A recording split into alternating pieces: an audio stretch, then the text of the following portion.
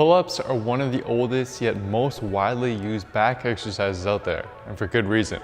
They're convenient to do and very effective at growing and strengthening your mid and upper back muscles. But despite how simple this exercise may seem, the truth is that most lifters screw this movement up with a few common errors that take away from the effectiveness of this exercise. And in this video, I'm going to cover exactly what those errors are so that you can instantly start experiencing better gains with this exercise. The first mistake has to do with grip width. Most people overlook the importance of something as simple as a grip during a pull-up and fail to realize how this actually shifts the muscles that are being targeted. On one end of the spectrum, you have those who grip the bar way too wide with the train of thought that this is going to be more effective at hitting the lats. But instead, this makes pull-ups less effective for two reasons. One is that it shortens the range of motion of the movement, which may enable you to do more reps, but can compromise growth due to the limited range of motion that your back muscles now experience each rep. And second is that it puts your shoulders in a more compromised position.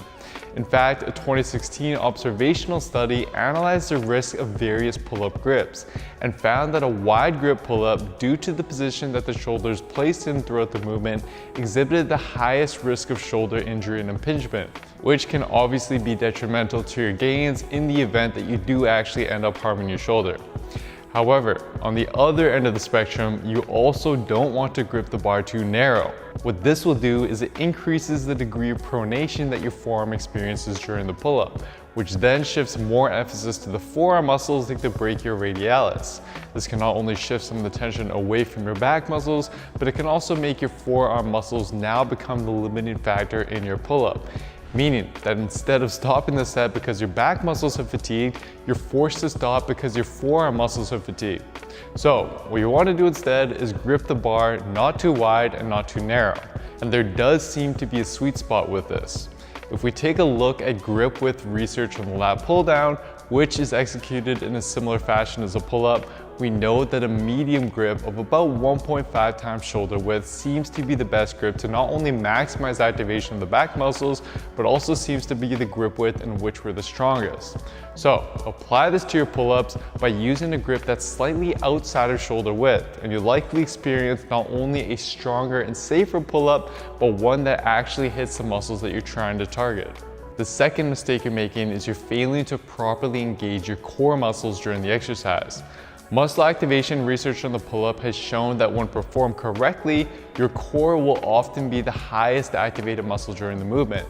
Yet when most people perform their pull-ups, they completely forget about their core, and as a result, their pull-ups will look something like this, where the lower back arches, the feet dangle loose, and the ribs flare out.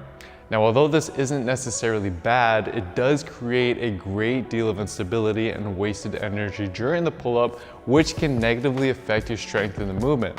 So instead, before you even go into your pull-ups, start with your legs straight if possible, and then crunch yourself into this C position by engaging your abs. Then from here, keep your core engaged and maintain this position as you perform each rep.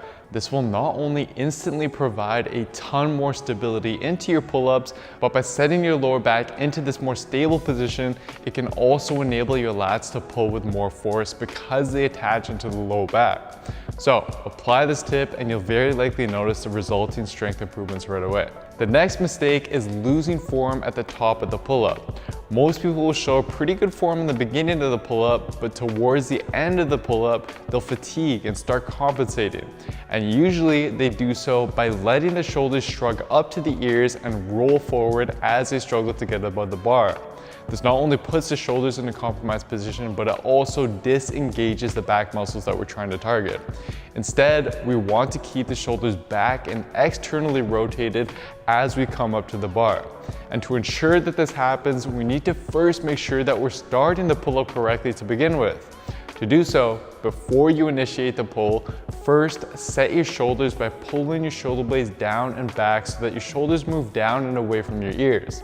This subtle movement will engage your back muscles and set up the rest of the pull-up to be back dominant. And then, as you're pulling, simply think about pulling yourself up by leading with your chest and trying to get your upper chest or your collarbone to the bar. Doing this is just going to help ensure that your shoulders remain in the proper position and that the back muscles remain engaged throughout each rep. The last mistake you're making is you're simply not doing enough volume for your pull-ups. Most people who are stuck only able to do a few pull-ups or so, or even let's just say under 10 strict pull-ups per set, they attempt to improve this or compensate for this by just hammering away with more volume on lat pull-downs. But research has shown that the strength correlation between these two exercises is actually very weak, and that your strength on lat pull-downs are not highly related to the amount of reps that you can do with pull-ups, which is likely at least partly due to the difference in muscle activation patterns that we see with the two movements. So instead, what you want to do is you want to focus on doing more total pull-up volume, as this is going to better transfer to your pulling strength. And there's a variety of ways that you can achieve this, even if you can't do very many pull-ups to begin with. In fact, a 2017 paper found that either doing 5 sets of pull-ups to failure, 5 sets of pull-ups to failure with additional weight, or 5 sets of pull-up negatives to failure over the course of 12 weeks, they all led to similar pull-up improvements of about 6 additional reps over the course of the 12 weeks. Meaning that there's a variety of ways that you can improve your pull-ups, and that sufficient volume and practice with the actual movement seems to be what matters most. So if you're currently stuck, then add in some additional sets of pull-up negatives after you fatigue yourself during your normal pull-up sets. Or if you can only do, let's just say 5 or so pull-ups in a row, then just perform more sets but with less reps per set. 10 sets of 3 pull-ups performed with proper form will be far more effective and will enable you to accumulate more total pull-up volume than something like 3 sets of 5 pull-ups to failure would. By using this approach and by finding ways to fit in more actual pull-up volume instead of simply using alternatives, you'll be able to improve your body's coordination and motor control during the pull-up, and hence be able to very quickly improve your strength and the number of reps that you can perform. So to sum the video up, here is a quick recap of the main points. First, use a proper grip width of about 1.5 times shoulder width. Second, keep your core engaged before and during the movement. Third, don't lose form and roll your shoulders forward at the top. And lastly, ensure that you're doing enough pull-up volume, as that is what's key to improving your strength with this movement. So hopefully you were able to see that although choosing the right exercises is important, executing these exercises in the right manner is really what's key to maximizing the growth that you're going to experience from them. And for a step-by-step program that uses science to not only show you what to work out week after week, but then shows you exactly how to perform each and every exercise for maximal activation and growth, while pairing this with a nutrition plan to support your recovery, and simply head on over to builtwithscience.com to determine which of our science-based programs is best for you and where your body is currently at. Anyways, that is it for today, guys. I hope you enjoyed the video.